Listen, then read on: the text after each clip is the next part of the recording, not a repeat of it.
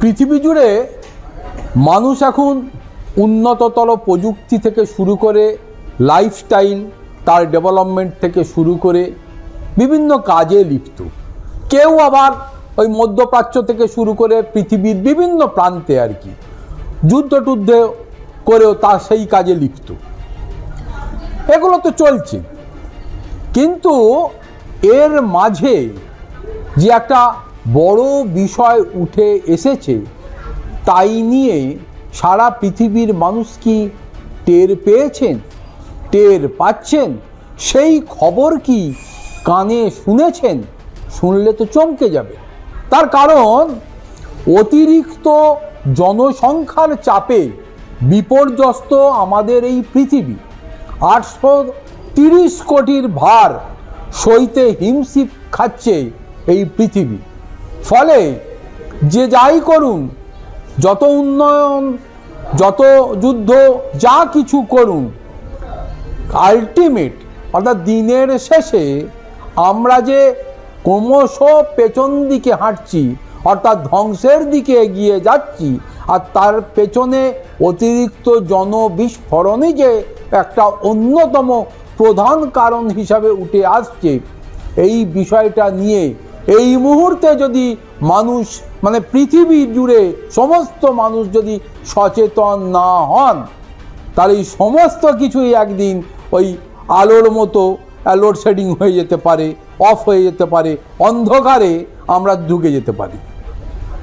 সাম্প্রতিক এক আন্তর্জাতিক স্তরের গবেষণায় বিশ্বজুড়ে তীব্র উদ্বেগের সৃষ্টি করেছে। এনভায়রনমেন্টাল রিসার্চ লেটার্সে প্রকাশিত প্রতিবেদন অনুযায়ী বর্তমানে 830 কোটি মানুষের চাহিদা মেটাতে গিয়ে পৃথিবীর প্রাকৃতিক সম্পদ পুনরুদ্ধারের ক্ষমতা মারাত্মকভাবে হ্রাস পেয়েছে বা কমে গিয়েছে। বিজ্ঞানীরা দাবি করেছেন বর্তমানে পৃথিবীর ধারণ ক্ষমতার চেয়ে 70 থেকে 80% দ্রুত গতিতে সম্পদ ব্যবহার হচ্ছে। মানে যা কিছু প্রাকৃতিক সম্পদ আছে, যা দীর্ঘ মেয়াদে অস্তিত্বের সংকট তৈরি করার পথে মানুষকে এগিয়ে নিয়ে চলেছে। শুধু তাই নয়, অস্ট্রেলিয়ার ফ্লিন্ডার্স ইউনিভার্সিটির অধ্যাপক কোরি ব্র্যাডসন নেতৃত্বে পরিচালিত এই উচ্চ পর্যায়ের গবেষণাতে জানানো হয়েছে বর্তমানে বিশ্বজুড়ে যে জীবনশৈলী চলছে বা যে জীবনযাত্রার মধ্যে দিয়ে মানুষ চলছে, বর্তমানে তা বজায় রাখতে অন্তত 1.7 অথবা 1.8টি পৃথিবীর সমান সম্পদের প্রয়োজন। অর্থাৎ পৃথিবীতে যে সম্পদ আছে তার বাইরেও আরও একটা এই ধরনের পৃথিবীর 8% প্রাকৃতিক সম্পদ যদি না থাকে, তাহলে এই মানুষগুলোর আর আগামী দিনে প্রাকৃতিক সম্পদ ব্যবহারের জন্য লং টাইম এগিয়ে যাওয়ার আর সম্ভাবনা থাকবে না। গবেষকদের মধ্যে পৃথিবীর ক্যারিং ক্যাপাসিটি বা কোনো প্রজাতিকে দীর্ঘকাল টিকিয়ে রাখার সর্বোচ্চ ক্ষমতা এখন মানুষের সীমাহীন চাহিদার কাছে হার মানছে বা মেনে চলেছে।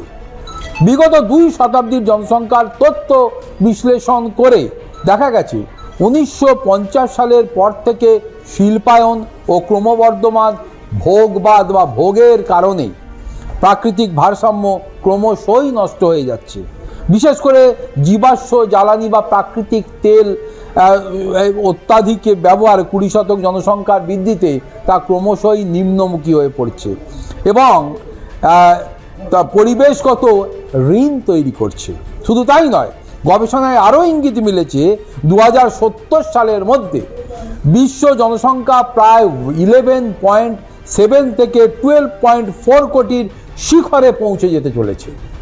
ফলে এই চমকপ্রদ যে তথ্য এই মুহূর্তে বিজ্ঞানীদের মাধ্যমে সামনে উঠে এসেছে, তা স্থিতিশীল ও ভারসাম্যপূর্ণ জীবনের জন্য পৃথিবীর আদর্শ ধারণ ক্ষমতার মাত্র 250 কোটি, অর্থাৎ বর্তমান জনসংখ্যা নিরাপদ সীমার চেয়ে 3 গুণ বেশি বলে মনে করছে বিজ্ঞানীরা।